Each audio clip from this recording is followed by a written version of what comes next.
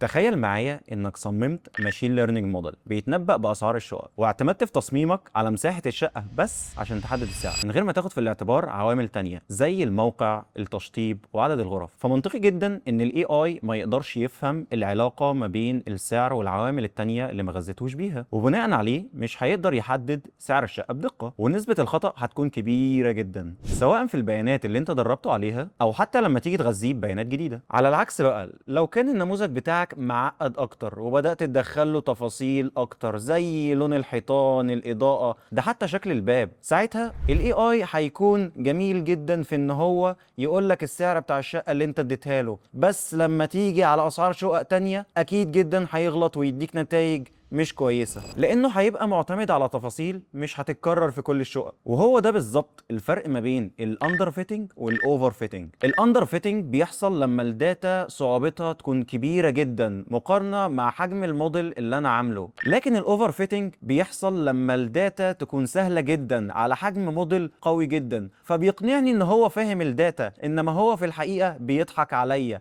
هيديني نتائج قليلة جدا على داتا هو ما شافهاش قبل كده، انما الداتا اللي هو اتعلم عليها هيديني نتائج قوية جدا. والحل باختصار انك تلاقي الفورميولا المناسبة، التوليفة المناسبة ما بين حجم الموديل وصعوبة الداتا اللي انت شغال عليها، وتستخدم اساليب زي الكروس فاليديشن عشان تتأكد ان الموديل فعلا ما بيضحكش عليك وفعلا فهم الداتا بشكل كويس. ده جزء بسيط من محتوى كورس الداتا ساينس اند ماشين ليرنينج اللي هنعلن عنه قريب. لو مهتم تكون من اوائل الناس اللي تعرف محتوى الكورس بشكل كامل، اعمل كومنت كلمة مهتم وهنبعت لك التفاصيل.